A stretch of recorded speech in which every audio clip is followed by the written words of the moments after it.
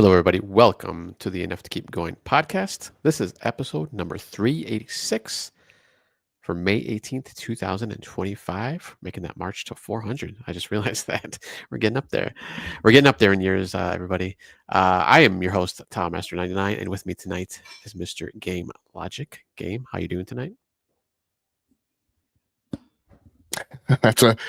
That's a tricky question. I'm good in that I made it to tonight's show because we were at risk of not having a show tonight. I could have been I could have been on zero sleep, but I got a little sleep, so things worked out okay in the end, and we were able to do a show. Okay, that's good. I almost didn't make it myself. Hopefully, I was able to jump in here. No DBQ Hams tonight. He's got some family stuff going on tonight, so hopefully we'll see him next week, which actually I won't be on that show probably. But let's get going for tonight's show. We'll start off with the main GX stories, head into the main news headlines, and then round off with the regular round rundown and round robin. First up, we got the main GX stories, which it looks like the two of us have actually played, which is Doom: The Dark Ages. Now, Game Logic. You had originally put just PC on there. I added the Steam Deck and Xbox Series X. Played that. I actually played on Xbox Series X both internally, which means I just downloaded and installed locally on the machine, and then I played it through xCloud. I got a question for you though. Out of those three or four, I guess if you want to say, devices, services, which one do you think I had the worst experience in? It shouldn't have been the Series X because supposedly it runs better there than it does on PlayStation 5. Steam Deck it is not certified for, although I have seen people experimenting with it. I've downloaded it and installed it on the Steam Deck, but I haven't played it there yet. I have seen people posting that it does work, but it's not certified for Steam Deck. Yeah. So well, technically on Steam Deck, I played that through Xbox Game Pass too. So technically that was through xCloud also, because there's no native app for the Xbox on Steam Deck. So you have to do like a workaround. You're basically just using like a web browser and playing it that way. So technically I did it through that too for Steam Deck because I'm just using Game Pass. I got it, playing it through Game Pass. But PC, that is the one I had the worst experience on. I had to put everything down to low. So I don't know. Now I know when you're on a 3070 Ti? Yeah. Okay. Yeah, I mean, so starting this year, this will get a little bit into what I've been going through this weekend. So starting this year, I started so the 3070 Ti is an 8 gigabyte card. The 3080 Ti is a 12 gigabyte card. The reality is that because the premier consoles, Xbox Series X and PlayStation 5 are 16 gigabyte VRAM consoles, that the sweet spot for developers, the meatball for them for their central hardware targets are 16 gigabytes. So any platform that has less than 16 gigabytes of VRAM, they are downgrading, right, the game to try and get it to work. On Monster Hunter Wilds, that was less than satisfactory. I mean, I ran it on a 3080 Ti and had to make compromises to get it to run at 75 frames per second. Now, Capcom is well known for not really being great at hardware optimization for even current gen cards. So that's not entirely surprising. But my point is this year, the beginning half of this year is when I've started to see games coming across the wire that are hitting those RTX 3000 series cards that are becoming problematic. And the big thing that I think I'm guessing you're running into on Doom: The Dark Ages is at launch, there is no way to disable ray tracing. So your GPU has to stomach doing ray tracing, and I've found the 3000 series cards, ray tracing is kind of up and down. Like some games, right, with some games it does fine. It does okay if the ray tracing is scalable. So you can do low, medium, and high ray tracing. But in a game like Doom: The Dark Ages, where they're not giving you any choice, I could definitely see how that would have impacted you. Yeah, it was pretty much a slideshow when I first started it up. Yeah, I couldn't do anything. So I had to basically, I put everything to low, I think right now, I believe. And even then though, it's like, it's still, it's not the greatest. So I've just been playing it mostly on my Xbox Series X right now. It's Steam Deck since I'm just using XCloud, so and it runs fine on both of those devices.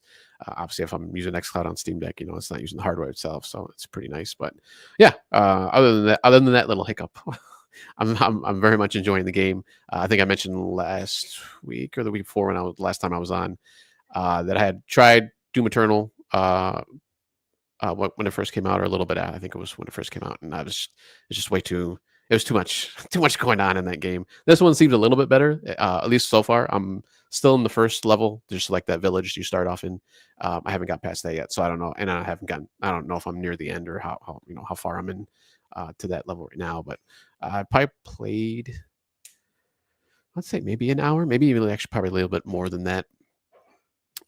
So I'm a decent way, I guess, through that, at least the first level. I'm assuming I'm near the end, but I haven't really had any areas where there's like too much going on or too many enemies, surrounding me or anything like that. There's kind of that kind of first, I won't say open world, but open area. They kind of throw you in. There's kind of multiple paths you can go around.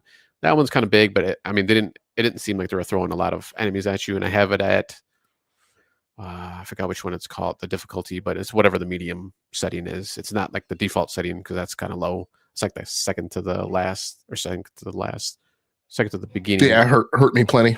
Yeah, so I'm in the next one up. So I did go up one. So, but I haven't been overwhelmed yet. It's been a pretty good experience so far. But yeah, I'm enjoying it. Obviously, I played the original Doom back in the day, but I never did play what was it 2016 when they did like the reboot. I think I mentioned that too last time. So I kind of just skipped over all that and jumped right back into the Dark Ages. So, and this is, I'm assuming it looks like it's a prequel since, it looks like it's back in the past sometime before all that other stuff, all the other games started. So I don't know if the story really matters at this point, maybe a little bit, like maybe I'll, there's something mentioned or something happens that they mentioned in the other games. But so far, I'm enjoying it a lot. I like the shield is nice because I think it's a little overpowered, at least so far. Like maybe later on, that kind of degrades, or maybe you just power it up and you kind of keep going. But that's pretty cool. So you can like basically go like the whole screen, like hit somebody, or for the most part, it looks like hit an enemy, and it looks like there's splash damage. So it looks like it at least hurts other enemies, if not totally destroys them right away too, if they're in the vicinity. When you do that kind of shield bash, I just got my second weapon, which is like that. Like shoots out like stakes or needles or something, like high velocity rounds. So I just got that. It seems okay. I thought it was going to be a little bit stronger than it when I first got it, but I don't know. That seems kind of weird. And then other than those two weapons, I got the melee that you can do, which I thought was kind of weird that you had to get like a glove so you can melee, because otherwise you don't really have a melee other than like the fatalities or executions you can do, when you have an enemy low. But yeah, I'm really enjoying it so far. I'm interested to hear, since you've played those other two games, and I think you beat both of them, right? Or at least the first one. Yeah. See what your thoughts on just kind of gameplay and kind of just overall aesthetic so far.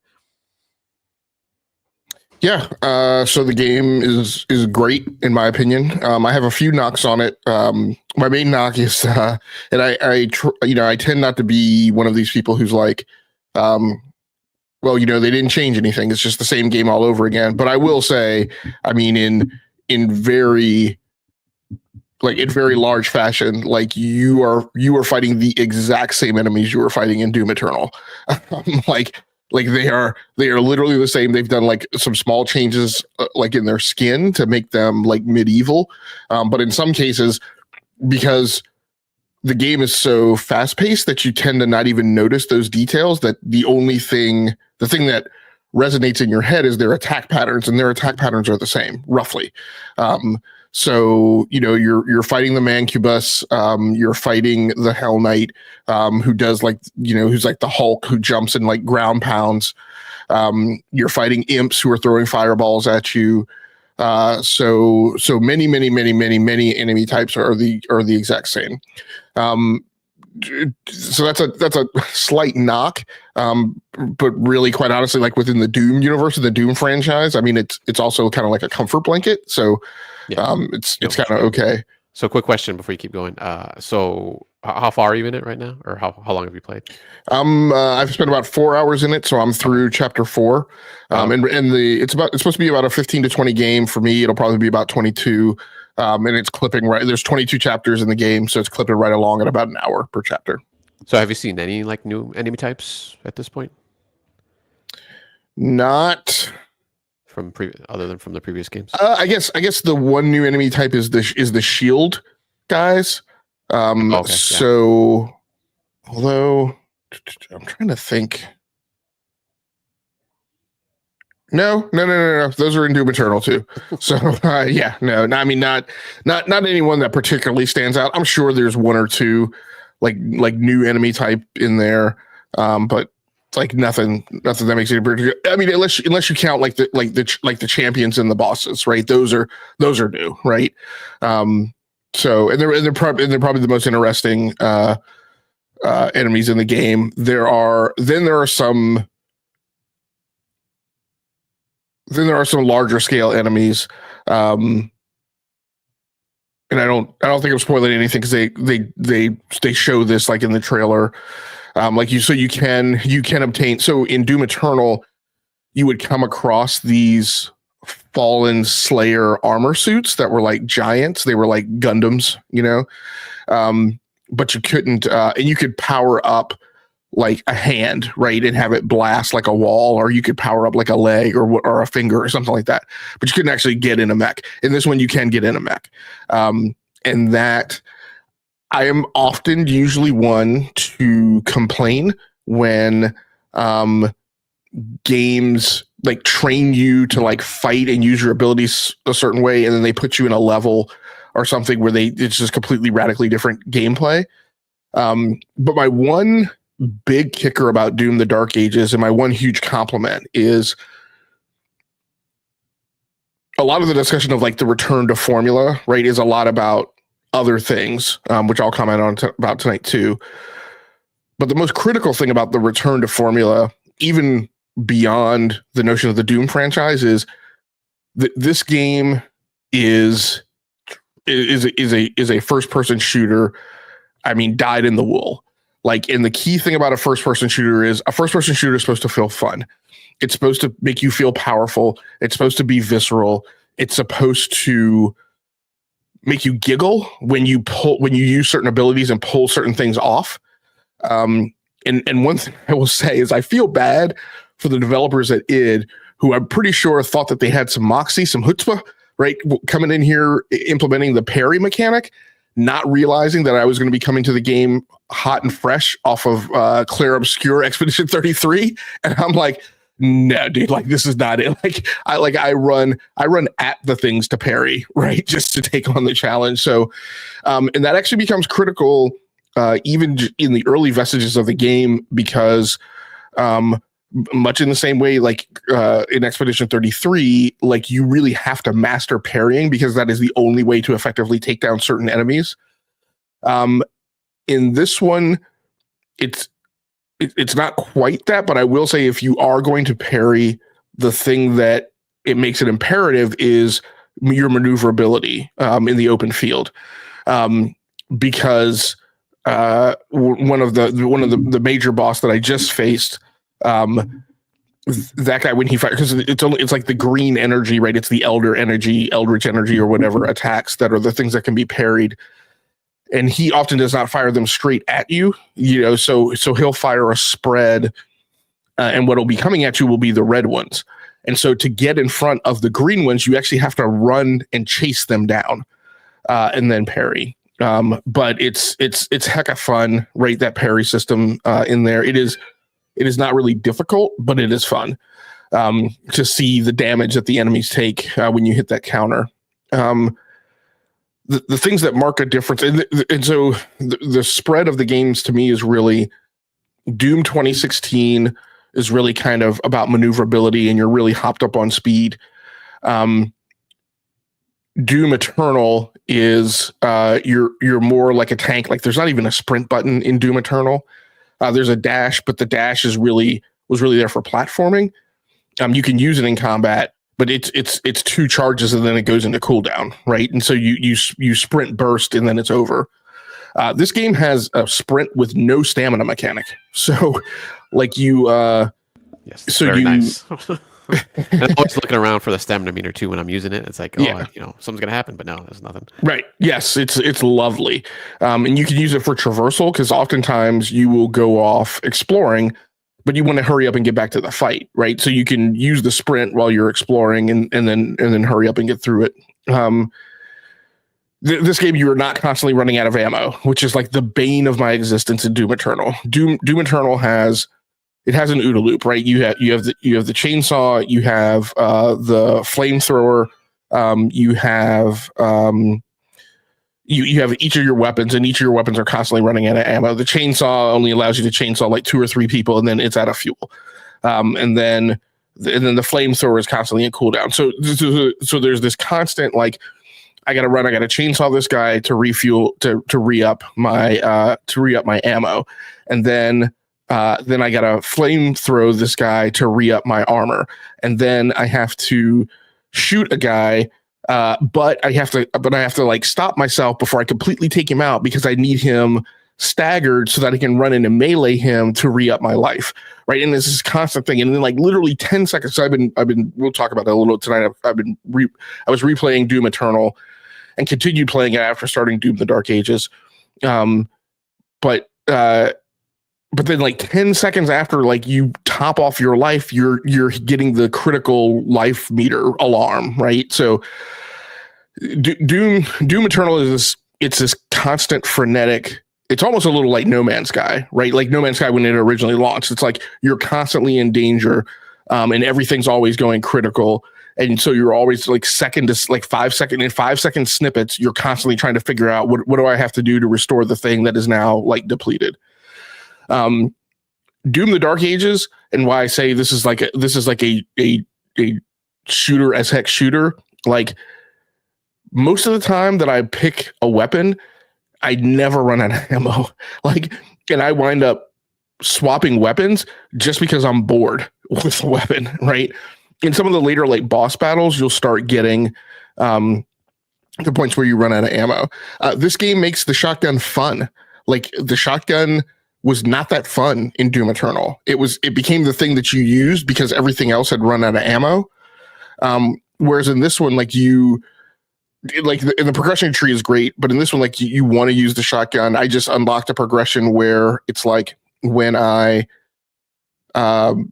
so in Doom Eternal, you'd hit people with the flamethrower, and while they were burning, they would pop off and drop armor chiplets, right, to replenish your armor. This thing that I unlocked, you shoot people, and after you've hit them, I think like 2 or 3 times with the shotgun, they will burst into flames, and they'll start dropping those armor pellets, right? And you haven't gotten to the shield throwing yet. So the shield throwing is very much Captain America. I struggled a little bit with it on PC until I realized I was using the default controls in the game, and that's why it didn't feel right. So I thought about what each of the attacks were, and I moved them to the inside mouse buttons. And so now I have the shield on mouse button 5, and I have melee on mouse button 4, which is where my melee and like my grenades like would usually be. But so when you throw it at those shield guys, so if you shoot those shields and you heat them up, and then you throw the shield at them, that does splash damage and AoE damage to the people around them, including like if there are bigger monsters like a Hell Knight or something around them. There is. I don't think it's a new enemy type. No, it's not a new. They were in Doom Eternal too. Anyway, I think they're the same enemy types that like when you hit them, they get pushback damage, and if they like hit a wall, then they explode and they do damage to other people. Like I said, you have the parry system. And then an unlock that I just got with my shield is when I hit the shield guys, if those shields aren't heated up, it totally does a Captain America where the shield starts ping-ponging around and bouncing off stuff to hit other people on its way back to me. So it's really awesome. It's a really great weapon. But yeah, I mean the speed, the mobility, They removed in Doom Eternal. You most of the time when you would be doing the platforming, you would need to hit a wall to climb up it. You would have to jump towards the wall and then hit your melee button to grab onto the wall. You don't need to do that. It's like Assassin's Creed. Like you just run at the wall and jump towards it, and it automatically climbs the wall. So just a lot of the things that were like pains in the butt, like quality of life stuff, they removed that or scaled it down. And this game rewards you. That's the other thing that makes this a shooter as heck shooter, right? This game is about go in, damage stuff, blow stuff up, be elegant and skillful, do wacky stuff, and you will be rewarded for it. The game's constantly rewarding you, which to me is how a first-person shooter should feel. Graphically, the game is great. I almost hate saying this because of your experience on PC. I definitely recognize it and feel for you. But I've been able to play it like so on a can't remember what card I was playing on. I think it was on an RTX 4070 Super. I was getting like 135 to 165 frames per second on Ultra Nightmare with obviously with ray tracing. You can't turn it off at 1440p with DLSS and NVIDIA Reflex on. So on current gen cards, the game works great. On some higher end cards than that, the game absolutely just pegs at the max that my display can render based on the refresh rate. So yeah, I'm having a great time with it. Which difficulty are you playing on? Are you default or did you go up one? Yeah, I'm just playing on the default. Just on the default, okay. Yeah, I saw that they have like it looked like all the difficulties are open too. Like you don't have to unlock anything as far as I can tell. But I was just kind of surprised. But yeah, I was just like I always play like the middle of the whatever there is, 5 or 6 or 7, however most games are. But yeah, I'm enjoying it too. Yeah, I haven't gotten obviously nearly as far as you have, so I haven't done any of the upgrades yet, other than just getting, like I said, I got that one weapon so far, a new weapon, and the melee glove. So yeah, I'm looking forward to see what else is in there. But then the one other question I have for you is, like I said, I only played a small amount of Doom Eternal. This one looks like there's like some story stuff at the beginning. Like, were the other ones to kind of, I don't want to say story heavy, but did it seem to kind of have story through it, or cutscenes and all that?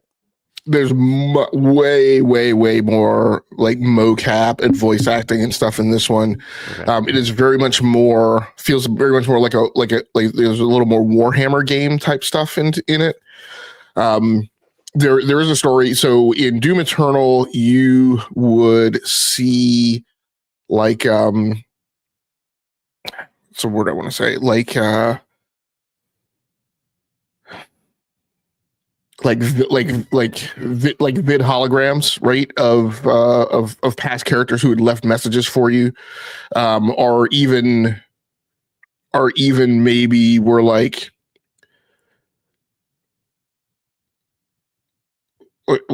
conveying messages to you from like some other location. So in this one, the King Novik character, who was just like a hologram vid or whatever in Doom Eternal, and who warns you that like the people don't love you, and like you're just doing this for like revenge, you're not doing it right or whatever. You see that character in Doom: The Dark Ages, and you actually have like interactions with them, and maybe even to a certain extent a certain relationship with them. So there's much more world building in this. Maybe by the time you get to the end of this, it explains what the heck is going on with the rest of Doom. I mean, it's Doom's so weird as a franchise. I mean, you go way back in the day. It starts off with this thing about Mars. It seemed like Doom 3 was a bit of a kind of a reboot-ish, but it was still about Mars. You go up there, scientists are running experiments. They open the gates of hell on Mars. Doom 2016 was supposed to be a reboot even after Doom 3. And it was still about Mars and scientists running experiments on Mars. And then Doom Eternal was maybe in the future from that, but I have no idea where you were. I guess you were on Earth, I guess. I can't remember. I think that was the one where their big thing was like, hell comes to Earth or whatever. and then Doom: The Dark Ages is obviously supposed to be a prequel. So I'm not the most versed in like Doom lore. A lot of it has just been very peripheral to me. I've understood that you were in conflict with somebody and we're trying to end some big bad, but like where it sits in the universe, like outside of like that old Mars stuff, never necessarily made sense to me. Doom: The Dark Ages, at least I can see the linkages between it and Doom Eternal. It seems like you might still be on Mars. Like maybe that's what the whole thing is.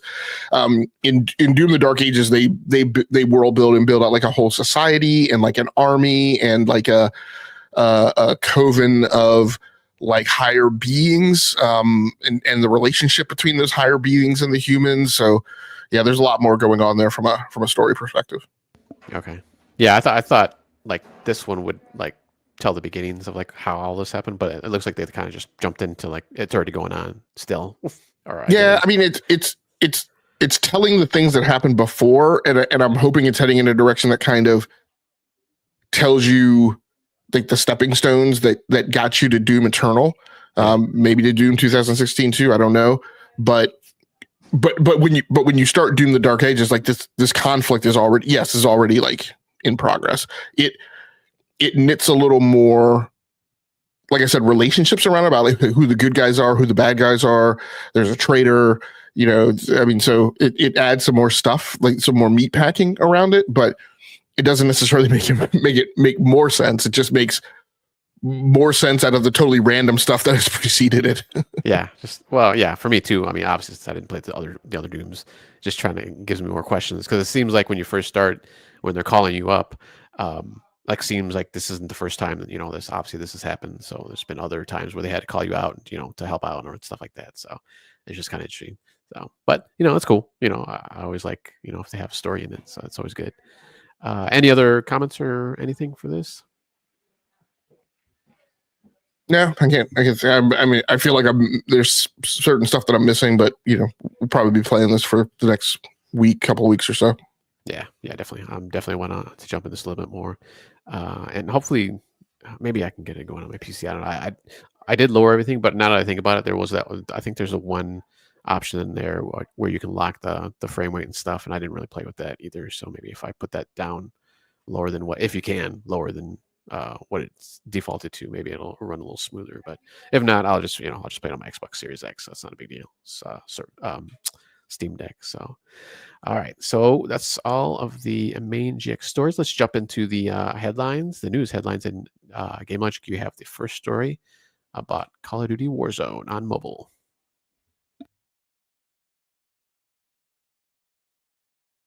Yeah, so I think a fair bit of tonight is going to be a little debunking about various news stories that have just I don't know what's going on this week. Maybe Doom: The Dark Ages just made all the journalists just like forget any notion of due diligence or precision or accuracy. At any rate, Call of Duty Warzone is winding down on mobile. This news story over on The Verge by Jay Peters. After this weekend, you won't be able to download the game from app stores anymore. Activision is starting to wind down Call of Duty Warzone Mobile just a year after its global launch. The game has not met our expectations with mobile first players like it has with PC and console audiences, according to a post on X. The company will be pulling the game from the App Store and Google Play after Sunday, May 18th. Players who have installed the game before Monday, May 19th will still have access to the game with continued cross-progression of shared inventories using existing content and servers with matchmaking for online play. So a couple things here were corroborated that I had some theories about.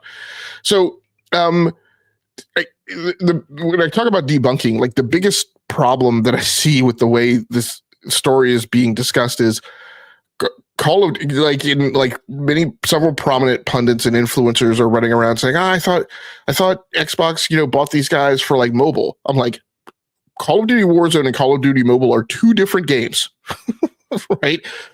Call of Duty Warzone was a recent thing. I'm not even absolutely certain who the developer is on Warzone, but that was their play to make a unified mobile increment shard of Warzone, right? And so you play Warzone, you play Call of Duty Warzone Mobile, and all your loot and your gear is common, and your achievements and your progression and your battle pass and all that stuff is ubiquitous across the two.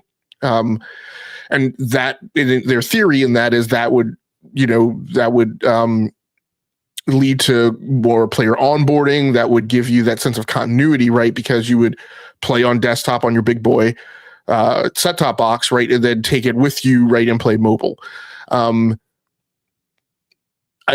thing I never understood was how they expected that thing to take off while they let Call of Duty Mobile remain, which had like just, I mean, so Call of Duty Mobile is not just big, it is their biggest revenue driver out of the Call of Duty ecosystem. Like it was revealed like a couple of years ago, maybe during the acquisition, that like that's where the money really gets made, is Call of Duty Mobile. Now, Call of Duty Mobile is made by a development shop by Tencent. So I believe that Warzone, I'm assuming that it was a Western developer doing it, maybe not in the US, but not Chinese. And I assume that part of this was to, enable more of that revenue to be kept in-house. But Call of Duty Mobile remained. It was the more popular game, and people didn't clamber on board to Warzone and the notion of a fabric and a unifying mesh between Warzone Mobile and Warzone.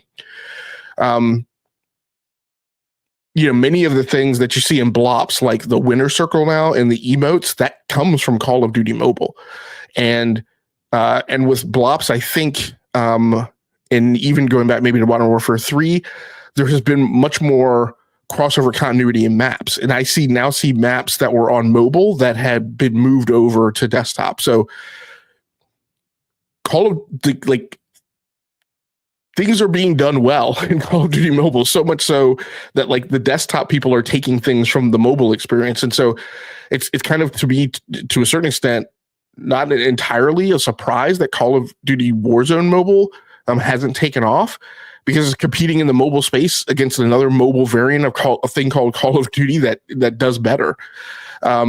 So at some point, it doesn't surprise me that Xbox, who I would say hasn't had the best penchant for not throwing money after things that aren't moving the needle. I mean, I'm sure this is going to be taking money out of some employees' pockets, but I got to say, from a business perspective, like, this totally makes sense to me. Tao, did you ever on board to Warzone Mobile? No, I never played it at all. I only ever played a little bit of just a regular Call of Duty Mobile when it's out. And Warzone is developed by Activision Shanghai, Beenox, Digital Legends Entertainment, and Solid State Studios. So it's four studios. I'm assuming all internal Activision ones. Did you ever give it a try, Warzone? I didn't, because I was playing Call of Duty Mobile. So I was like, why would I play? I mean, I'm not a huge fan of battle royales. Yeah. So like, now Call of Duty Warzone had some like multiplayer type content, and I thought at one point, was eventually they're going to move all of the Call of Duty mobile stuff over to Warzone, but that never happened, I guess. So there were, my understanding is there was some lesser degree of scope of like multiplayer arena type stuff in Call of Duty Warzone Mobile, maybe. But like I said, at the end of the day, it's just like the traction, was never there. Yep, definitely, unfortunately. So, all right, let's jump into our next news story. Actually, this is one that I threw in there. So this is from NintendoLife.com by Ali Reynolds. Nintendo Switch 2 final tech specs have been confirmed. So they get their sources here from Digital Foundry.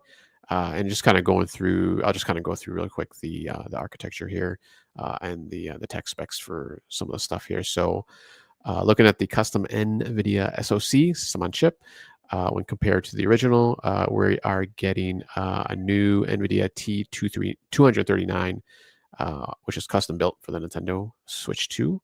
The CPU architecture is made of 8 ARM Cortex A78C cores running ARM V8 64-bit instruction set with cryptography, extensions enabled. 2 of these have been reserved for the Nintendo operating system, with 6 available for developers. And then on the original, and they're just kind of comparing from the original. The original had Cortex A57 cores with 1 reserved for the operating system. So definitely jump up there. The cache configuration shared with NVIDIA says Switch 2 is utilizing 64 K of L1 instruction cache, and then another 64K of it says L1, the data cache. Maybe that was a mistake there. With L2, all 8, I think that meant L2 there in the second one. All 8 cores have 256K each with 4 megabytes of L3 cache shared amongst the lots.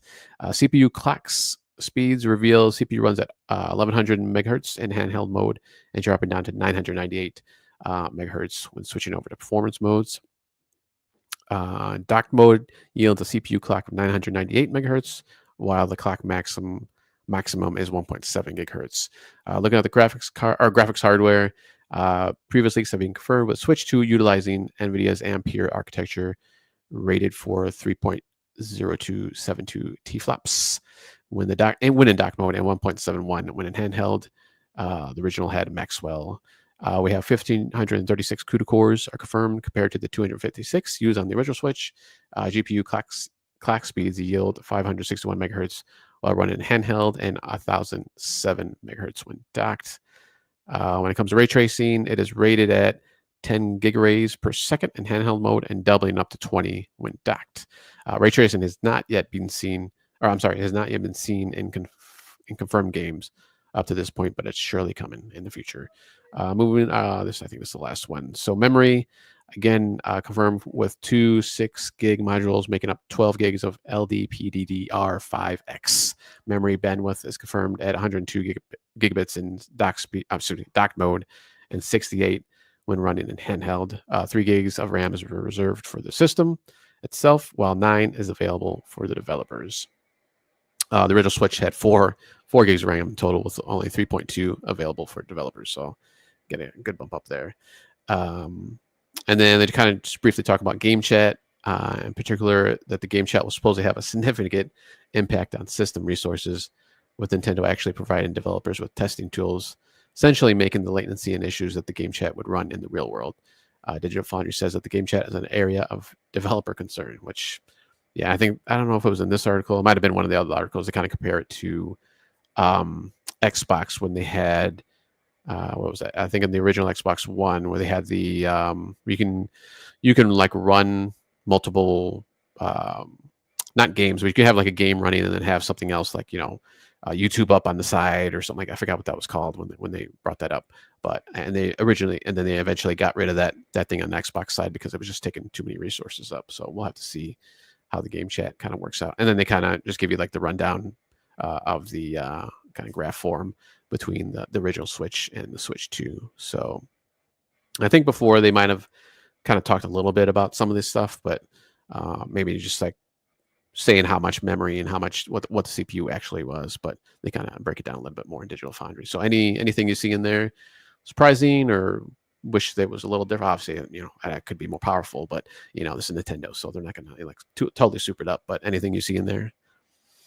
I think the two major things I'd point out, and like I said, we'll continue the theme of debunking tonight, is I've seen a few headlines run around acting as if VRR only being on the handheld is news. I'm not sure. Maybe it is, but I looked at the spec sheet on the Nintendo website when this information first started coming out, and even though Nintendo issued like a statement or something about like they put it wrong on their website, when I looked at the website, it clearly said VRR only indicated that next to handheld mode. It did not have VRR anywhere in the specs for dock mode and the output going to the TV. So I read that as VRR is only on the handset, right? When it appears in one place in a graph and not in the other place.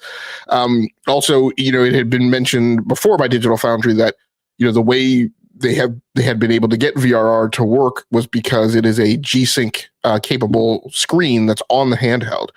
And so obviously, the expectation would be that everybody would not be outputting to a G-Sync compatible screen. Like if G-Sync is the only workaround, is the only way in which NVIDIA was able to get VRR to work, then obviously not everyone's going to be outputting to a G-Sync capable screen. And so it would make technical sense to me to not put the effort into to doing VRR. VRR is also part of the HDMI 2.1 spec. So again, that would require you to be compliant with everything else that goes into HDMI 2.1, and that seems like obviously there's expense, right? Include, for that. The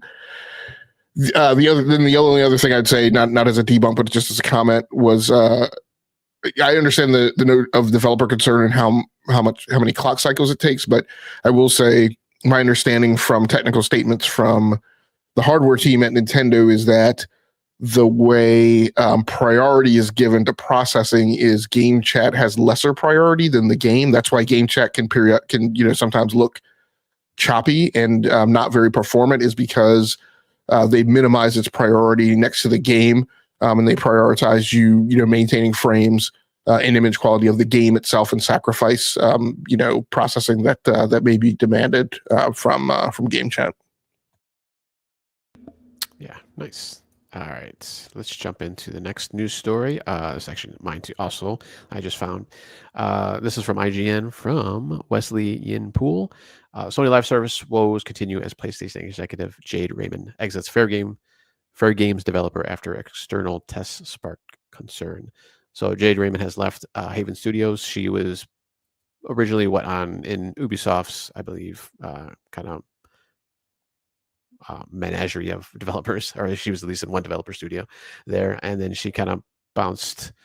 Where did she go? Didn't she go to EA after that? I thought, yeah, EA. I think she was working on maybe a Star Wars game or something like that, and then jumped over to Sony when they started doing their live services.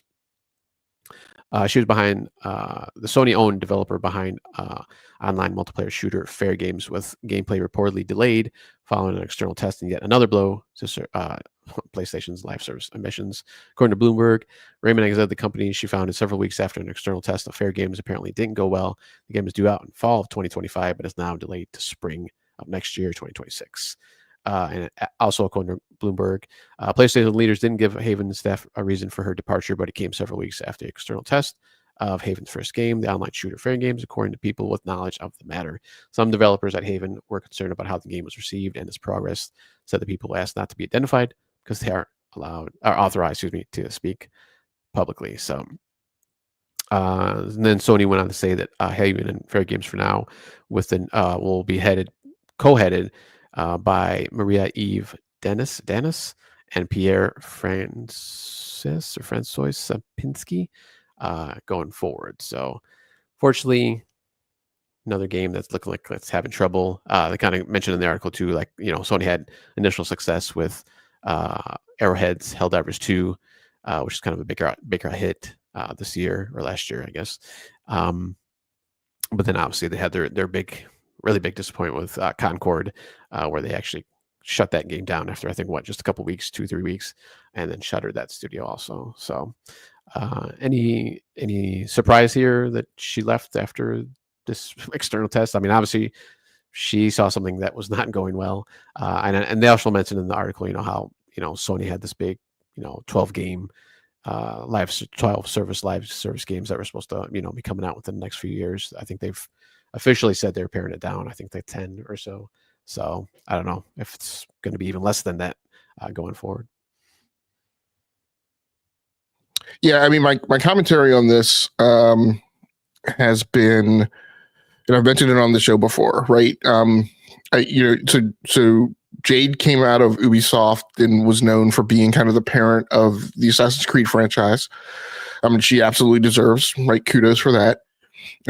But the reality I've brought to the conversation is like, okay, but let's understand her track record and understand that for 12 years she hasn't published she hasn't shipped the game that she's been directly involved in the development of. She has migrated from Ubisoft to EA Motive, where they were working on a Star Wars game that got canceled. I know she received and onboarded, I guess, some of the staff who were shifted over after Andromeda, or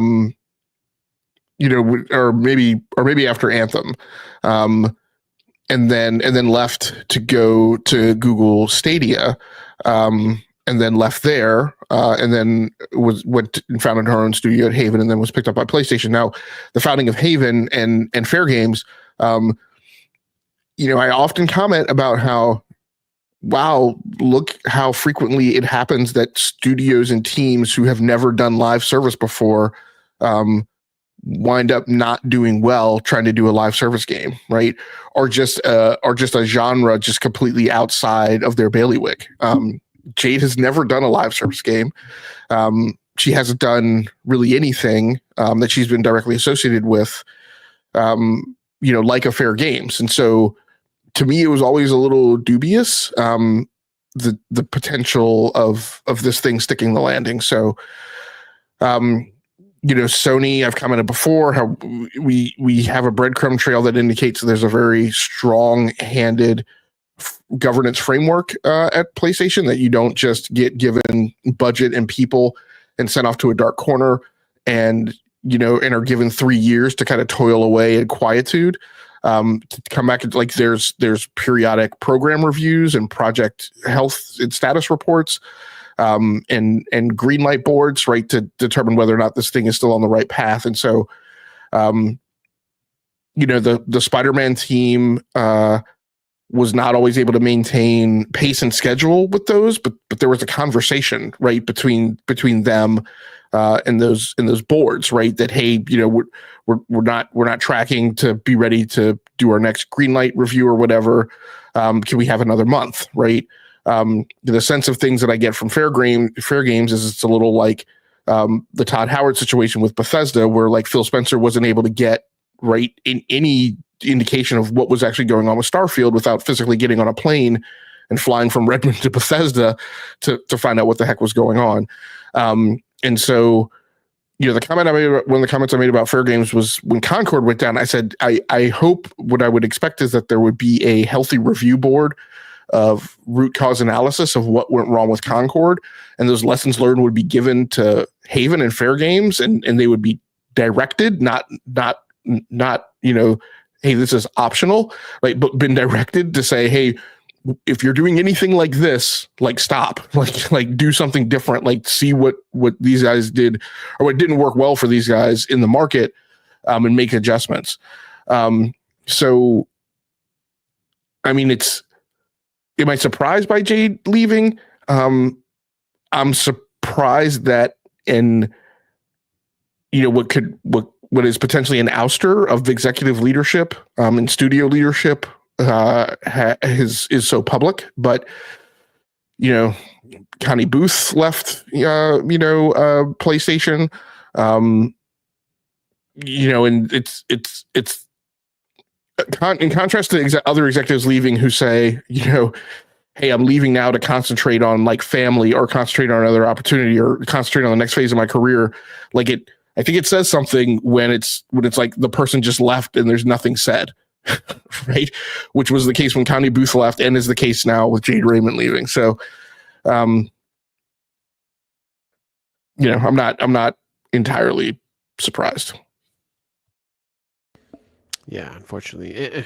And now when you're saying this too, especially these last comments that you had, with her leaving, do you think it was actually her leaving, or like, because the both of us, we've been in corporate America now for quite a while, I'm sure, and we've seen things, and we've seen people leave, and when people get fired or let go, and there's a difference between that and actually somebody that actually leaves on their own accord, so it just seems kind of weird, like you said, that they didn't say anything at all. Yeah, and we're totally in speculation station now. Yeah. My belief is that because I'm pretty sure her acquisition, right? That acquisition occurred under Jim Ryan's leadership. What I feel like is that there were like unspoken promises or understandings or brokerage, right, between her and Jim about the way things were going to go and the way things were going to be and how she was going to live. I don't know that those conversations were as much with Herman, because I don't know that Herman was in his seat at that point yet. I can't remember. But I guess my belief is that there was a rapport and a relationship between her and Jim Ryan, which included like the extension of the culture of the regime that existed under Jim Ryan, which has definitely been shaken and I won't say ripped asunder, but like there's been changes, right? Different leadership has come to the fore, and every time that happens, that leadership has its own philosophy. It has its own rules of engagement. It has its own things that it considers acceptable and not acceptable. You have, to me, after kind of years of like European leadership, American leadership, kind of in PlayStation Studios and the way PlayStation as a business, is going, and those decisions being made, and much more of a, I mean, not since I feel like, and I could be wrong, I'm totally speculating. I feel like not since Kaz and Shuhei has there been such a degree of oversight from direct, like out in front public oversight from the headquarter office in Japan. I think that's always been there, but my feeling is that the length of leash that people have is much tighter now. So what I believe is Jade just ran into like a changing culture and a changing regime. And what happens typically when these things happen is there's always going to be like a handful of people who had a very big voice right under the previous regime and could say things and push back. And then like they don't have that corporate executive switch to understand when they're butting up against a new set of rules of engagement, right? When like you were promoted before because of your willingness to push back and your willingness to be frank and your willingness to be open, right? But the new regime doesn't see it that way. The new regime sees you as being insubordinate, right? And obstinate and stubborn. And my belief is that she ran into that, and where like that understanding that she had with Jim was not supported under the new regime, and failed to see in time, right, where she might have needed to make changes, or just saw it and just refused to. Yeah, definitely. All right, let's keep on, I guess, the PlayStation wagon here. And if you want to jump into the next news article about Stellar Blade.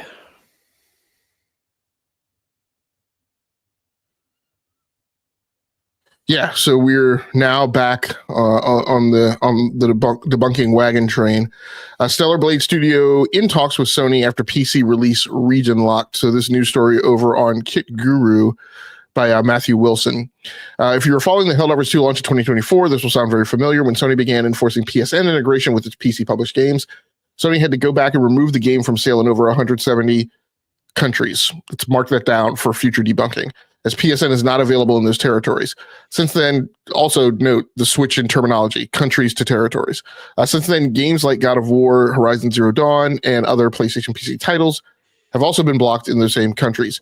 With PlayStation publishing Stellar Blade on PC, this game has also fallen subject to Sony's sales policy. Fans were quick to announce this, blah, blah, blah, blah, blah. Stellar Blade launches on PC on the 11th of June, but apparently is not up for sale in those regions. So let me just go back and let's make sure we exercise some intelligence and some understanding of international and global civics. I often decry how in the U.S. school system, we're not doing a great job of teaching people how the country works. We're also not doing a great job of teaching people how the world works. I always do that. Always hit leave studio instead of stop sharing screen. The article opens up, and I love Kit Guru. It's obviously a site that I have bookmarked and I often look for tech news. They use this term countries. They use the number 170. The United Nations only recognizes 193 countries in the world. So it would be really wackadoodle to believe that like 90-something% of countries the PlayStation Network does not exist in. They're not 170 countries. They're 170 economic regions. And so economic regions, I admittedly don't know the textbook definition of them, but they are areas where there's some deviation from the economic rules and policy and regulation that is different. And so, for instance, if you're a country that owns an archipelago or a small island chain or a small island, that island, right? So like the Seychelles or Sicily and Sardinia, right? They're a different economic region than Italy. And so the exchange rate may be different there. Policies may be different there. As you would think, if you have a big underwater cable that provides you internet. Maybe the regulations surrounding people's use of that to hog large amounts of bandwidth to play a video game might be different, and therefore the PlayStation Network might not operate in that territory. One thing, I should have put this somewhere, but let me see if I can. Oh, no, hold on. Because a person made a really good map, who I will admit, I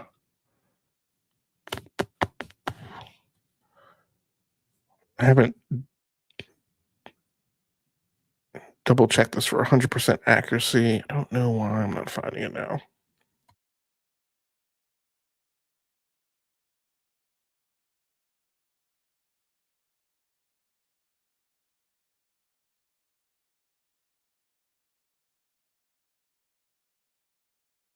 Okay, here we go. Give me just one sec.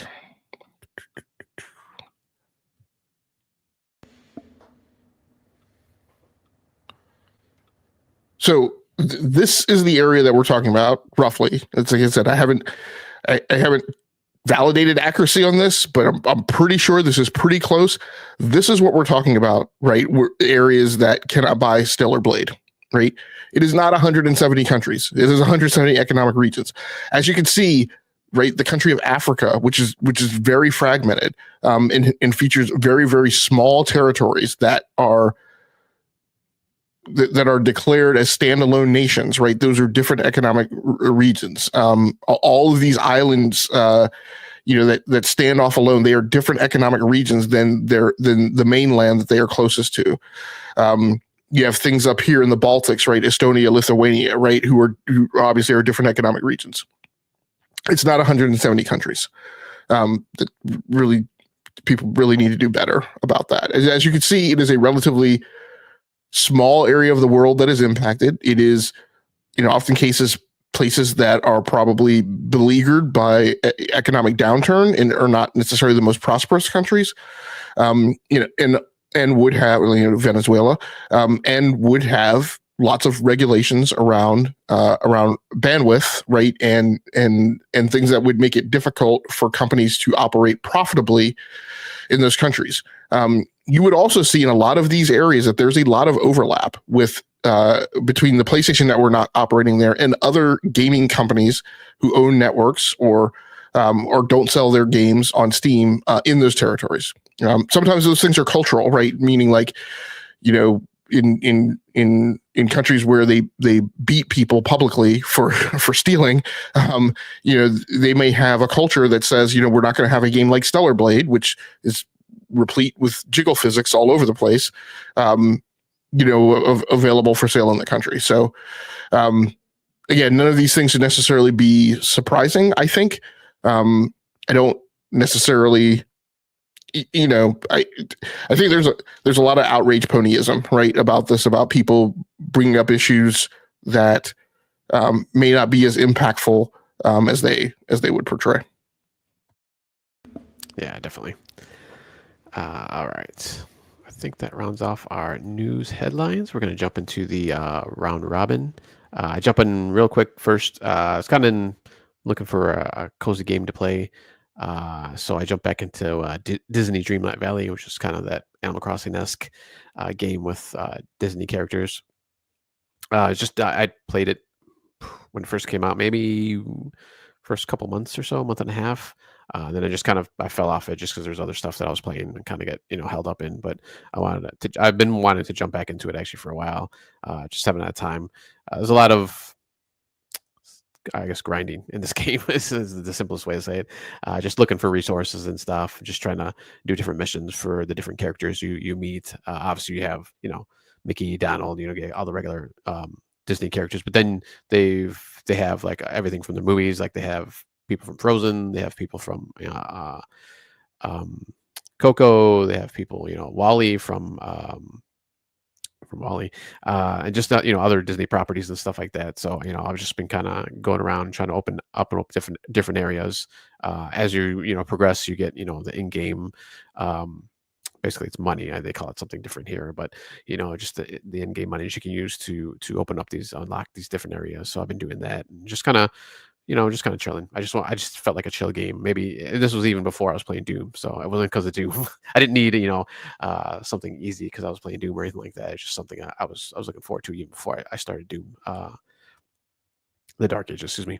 But yeah, just kind of going through that. I'll probably kind of just pick away at it. Like I said, you can just do a few missions, few quests that you get, and basically every time you meet somebody, they want you to do something for them or find something or whatever the quest happens to be or the mission. So I've just been going through that so far. Been playing that on both Xbox Series X, which is originally where I got it from Game Pass, and then also on PC just through the Xbox app.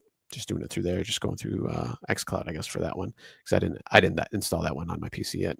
I might, but yeah, just playing it there. I know, obviously, it's graphically, it's nothing like super, terrible or anything, so I'd be able to run it on my PC. But I was just playing it through xCloud so far on my PC. Plus, I did have to go through because of Doom. Actually, I had to go through and kind of clean up my games and one of my hard drive. I got a couple of hard drives, so on the one hard drive I was starting to run out of space, so I had to go through and delete some stuff. Just I haven't played for a while, or I rarely played it, so I just deleted it from now. So that kind of helped out too. So maybe I'll throw it on there. But yeah, just enjoying that so far. And then it looks like you have a couple of. You mentioned Doom Eternal that you've been playing and one other game. Yeah, so I mentioned Doom Eternal a little bit before. I'd started a new run in that to kind of warm up for Doom the Dark Ages, and very happy to see Doom the Dark Ages is not more Doom Eternal. So Brap stopping by. So thanks so much, Brap, for dropping in the chat. He's playing Expedition 33 again.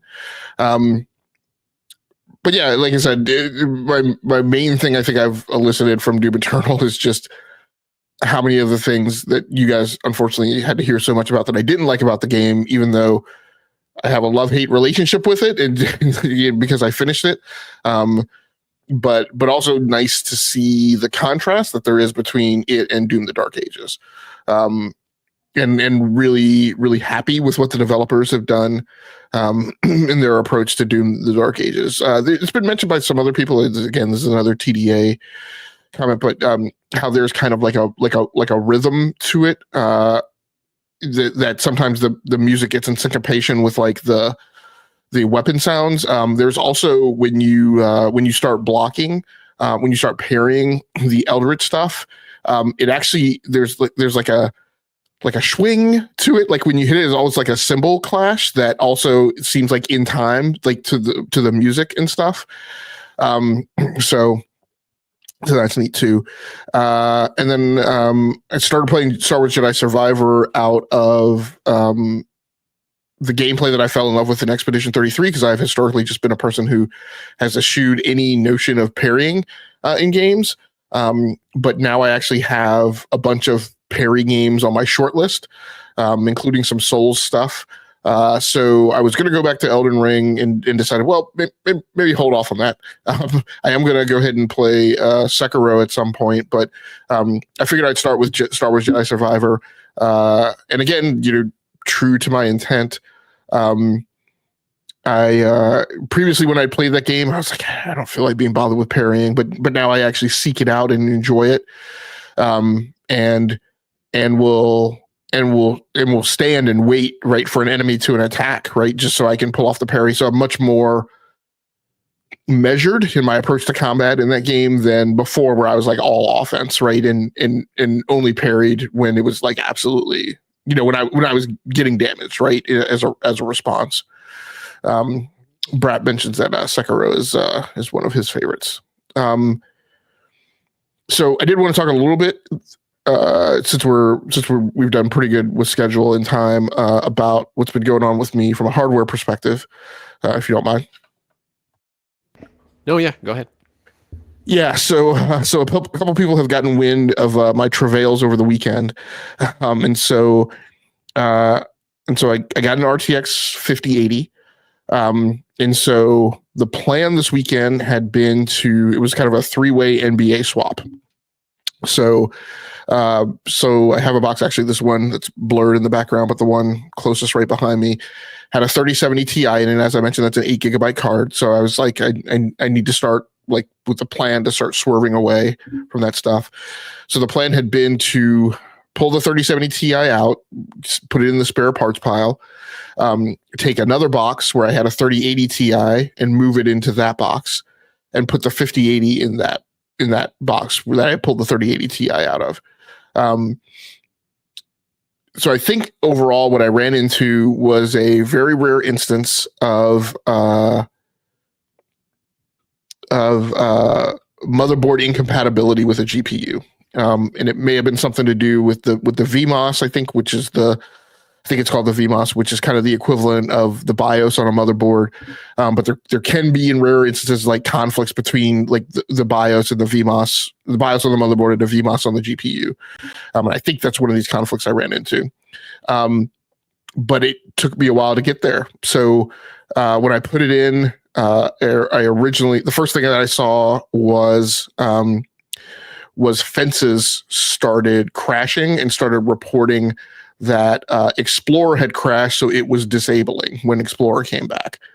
And so at first I thought, well, there's some weird thing going on with the NVIDIA drivers conflicting with fences. Then I started thinking that I was getting hit with this, with these problems that people have been having with NVIDIA drivers over the last few months. And so I assumed it was a driver problem. So I went through trying to get like 3 different versions of drivers. Like I went looking for the old December ones that people have said are the stable ones. I tried installing new drivers, rolling back. I installed DDU so I could remove everything because I felt like, well, there's some cruft that's being left between my clean installation. So I went chasing the driver problem for several hours. And all this time, like the system's unstable. So I would do things like I would have enough time to download the drivers, but then when I would try and run the install, then the whole system would crash. So then I started pulling the thread and started seeing reports of the same symptoms that I was seeing, which is that Explorer would crash, the mouse would be jittery and drag and snag as you were dragging it across the screen. And I started catching the scent of people feeling like the symptoms where they had seen this was a motherboard problem. And a lot of people, so a lot of people mentioned that they were able to get free of it by doing a BIOS update, flashing their BIOS. So I chased that for several hours, and I could not. This is a Gigabyte Aorus motherboard. It has been twitchy since I've had it. It hasn't been unstable. It's just always acted weird. I was unable, despite the multiple ways that I tried, to get this board to take a BIOS flash. I tried it by making a UEFI boot USB thumb drive. I tried it using the QFlash utility on the motherboard. And in every instance, it always came back and told me, yeah, yay, verily, this is a valid BIOS file. I also tried multiple versions of the BIOS. But it would go through the verification sequence. It would do the reboot that you would expect it to do. It would sit there and do nothing, as you would expect it to do while trying to do a BIOS update. But then instead of rebooting, it would shut down. And so, first of all, it's a very scary thing when you're trying to flash BIOS because you're afraid that you're bricking your PC. So out of inability to do anything else, I would always restart it. It would always be fine. But then when I would dig in the BIOS and in Windows systems information to look for the BIOS change, it would not be the new BIOS. It would still be like the version 1 of the BIOS. So again, this is several hours of troubleshooting. So finally, I was like, I am not going to be able to get this thing to take a BIOS. It doesn't appear, if it's it might be a driver problem, but I can't really tell. I was also a little concerned that it was a power problem because the 12 volt 2x6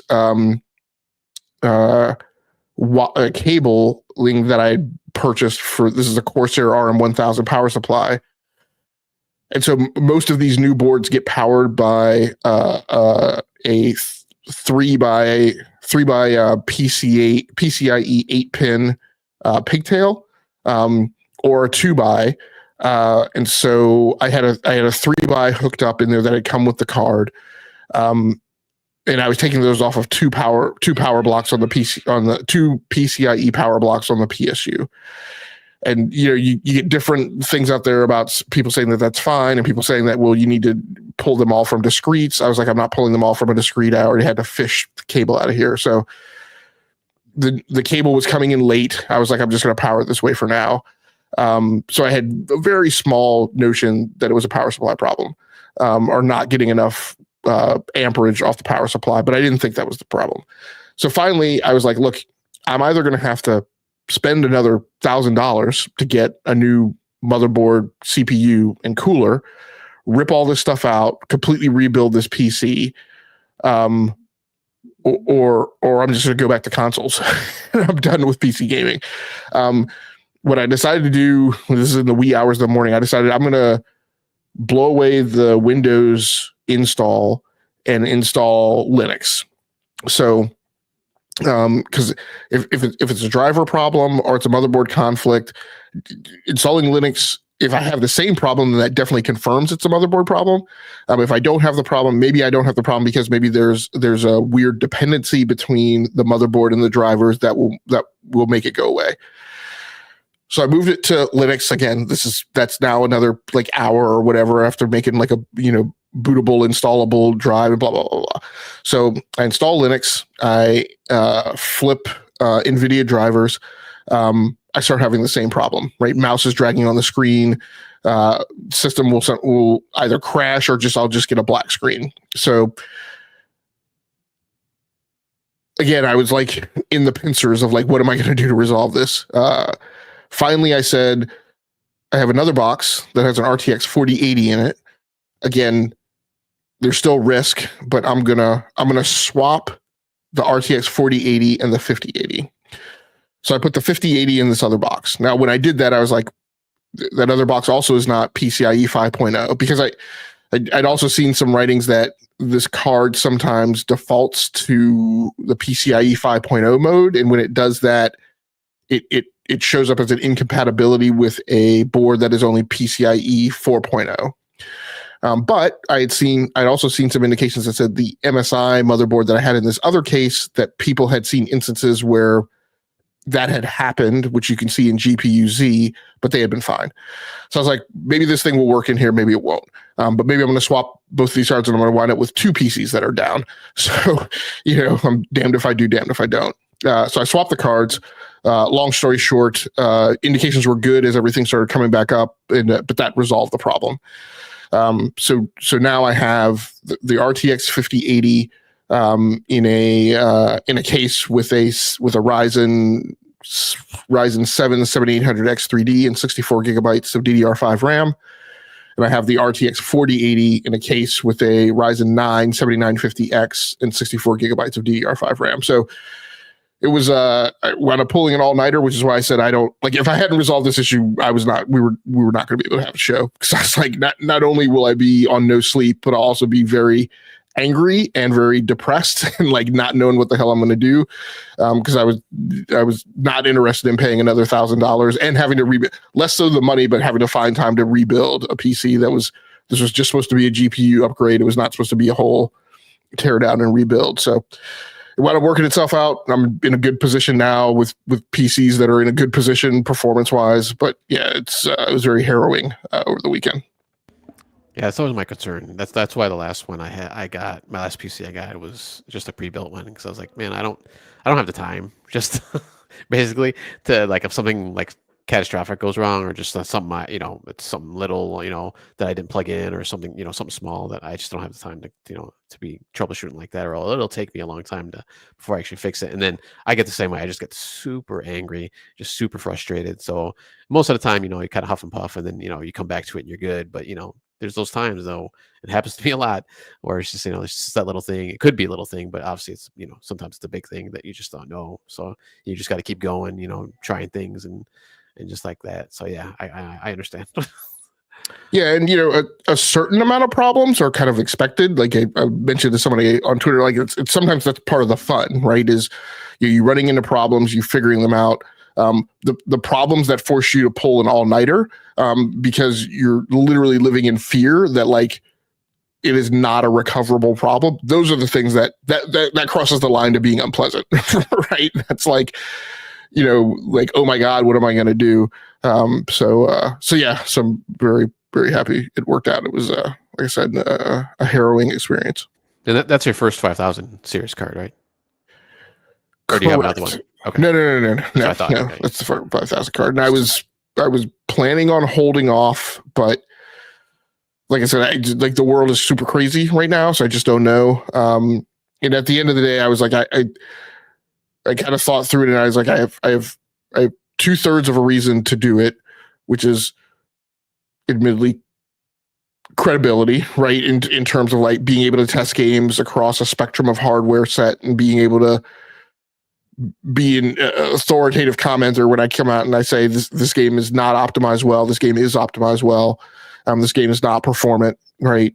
And my standard kind of recapitalization rubric, right, which said normally I would have upgraded by this point. I would have actually upgraded a few months ago, but things were even worse.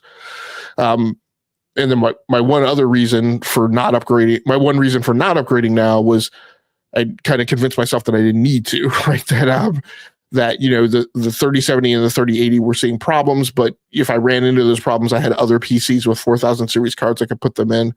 But like I said, I felt like I needed or wanted to be able to report on the state of affairs on games on 5000 series cards. So, I went ahead and bit the bullet. But yeah, I'm not sure what the plan is for the rest of the year or going into next year.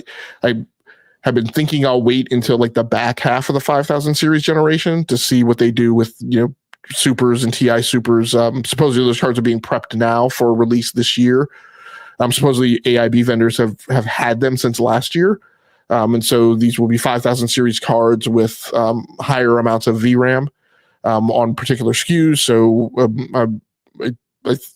there's a 20 and a 24 gigabyte variant that again, even if those come out at prices that aren't viable, hopefully they will help flatten and depress like the prices for the cards that are out now, and those will become more readily available. But we'll see. These 5000 series cards have come out and they're at ridiculous prices, and you'd go, oh well, hopefully at least like the prices of the 4000 prices of the 4000 series cards have in some cases gone up, and in some cases are higher than their 5000 series cards that have superseded it just because of the scarcity. So the TI 4070 Super, which I have two of, those cards were $500 cards, right? They were $550 cards when they were on the street when I picked them up.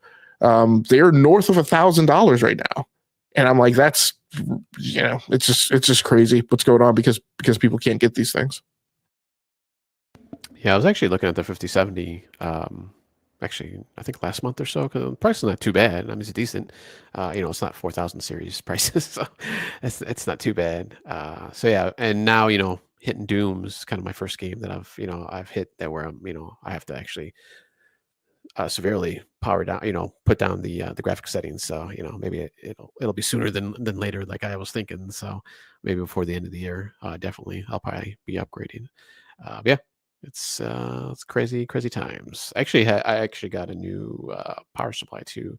I was thinking of maybe just building something, but I don't know. We'll see. We'll have to see. Anything else on the game front or on the tech front?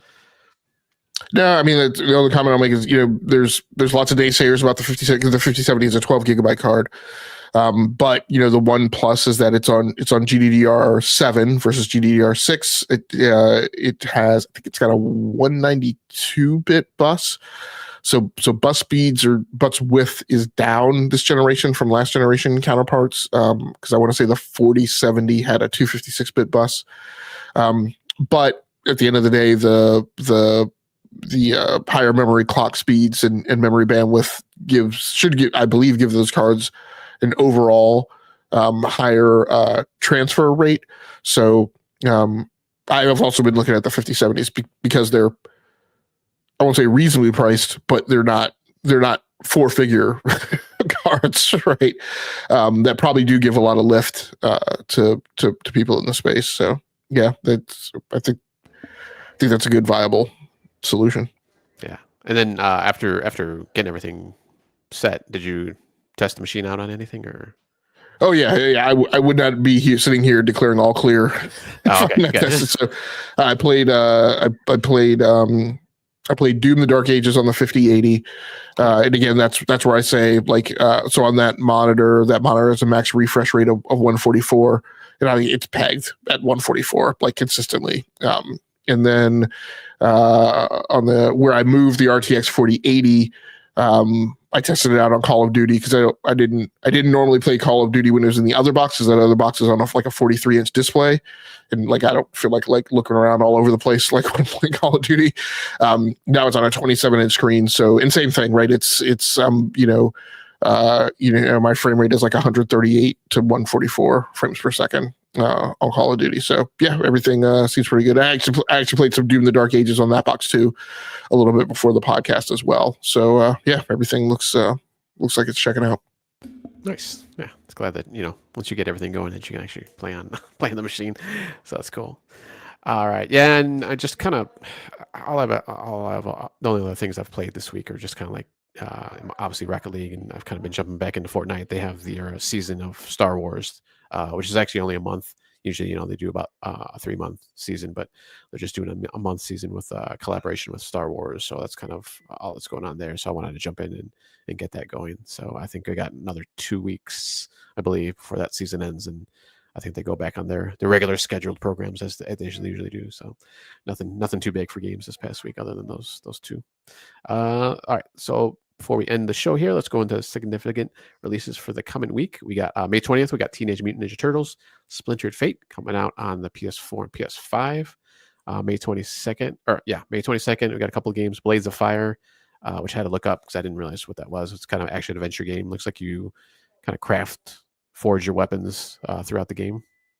Yeah, I want to say this game was shown at a PlayStation showcase and caught my eye there. I think it's getting pretty good buzz for the previews, so I was not going to add it to the significant releases list, but I thought I'd put it on there just to maybe tell people to maybe keep an eye on it and see how it lands.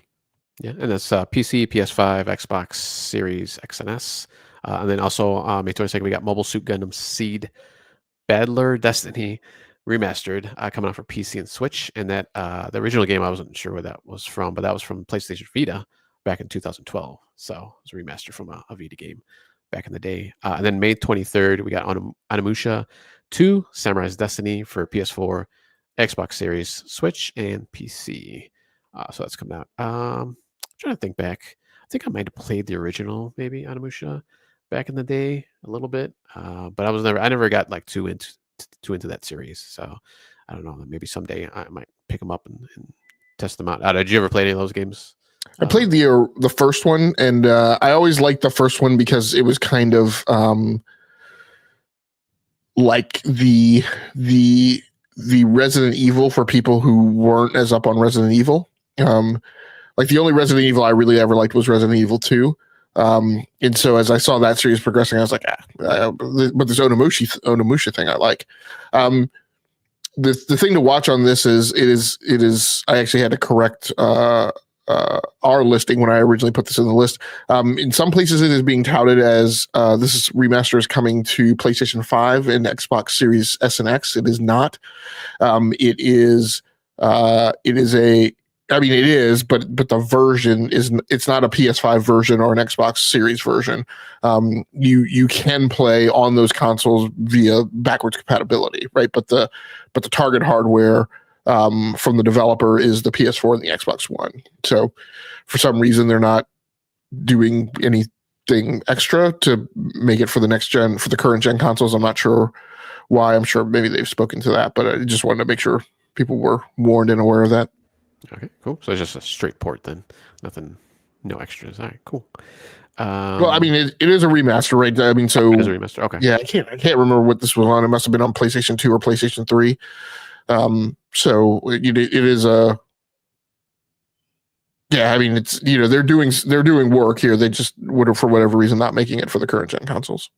Original one would have been on what, the PS1 then, or maybe even PS2, early PS2. I thought OG Onimusha was a PS2 game. PS original. Okay.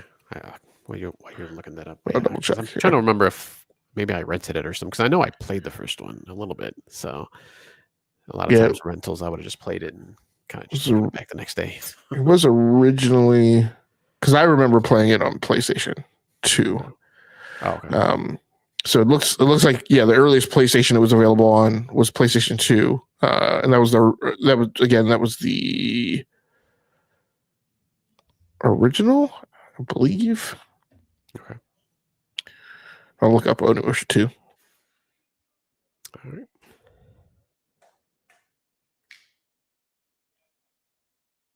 Yeah, going back to that Blades of Fire real quick, I remember seeing that on the Epic Game Store and kind of just wondering, like, oh, it looks kind of interesting. But yeah, hopefully, maybe at some point I'll take a stab at it. Yeah, Onimusha 2 was also PlayStation 2. Okay, so they both were PlayStation 2. Okay, so maybe I just did like a demo or something of it at some point. I know I played a little bit of the original one, so I don't think I was renting games at that point anymore. So yeah, it does. The Onimusha franchise is very convoluted history because it's got multiple games that were ported to other consoles. Because they had an Android version, a Game Boy Advance iteration, and other things. But yeah, I believe. Yeah. So, that's also weird. I didn't realize the first game was actually subtitled Warlords. But yes, so Onimusha Warlords, the first game in the series, was PlayStation 2. Okay. Yeah, I actually remember that now. All right, cool. All right, well, we got 2 coming back up, so hopefully people will go out there and play it. But that is the end of tonight's episode, number 384. Sorry, 386. I was looking at the wrong number there. Game Logic, thank you for joining me tonight. Brap, thank you for joining us in the comments. And also, if anybody else had stopped by, or if you watching this later on VOD, thank you for joining us. Next week, Mr. DBQ Ham should be back, as he will be the host along with Game Logic. I will most likely be out. I have some baseball stuff with my kid that weekend, so I'll probably won't be able to make the show, unfortunately, but hopefully I'll be back within the next week or two. I know we got Summer Games Fest. Actually, they just released that Summer Games Fest lineup. They have like the future games and kind of a couple other, I think, conferences going on during the Summer Games Fest. So, and I think we have Xbox has got their directs. I think they might be doing 2 this year on stuff in June. So it'll be the busy season once again, coming up in the next month or so with all the conferences and directs and stuff like that. So, and of course, we got the Switch 2 coming out in a couple weeks also on the 5th, I believe, June 5th. So lots of stuff to talk about. Once again, thank you, Game Logic, for joining me tonight. Thank you, everybody out there, for watching us. Please take care of yourselves out there. Play those games, and we'll see you next week.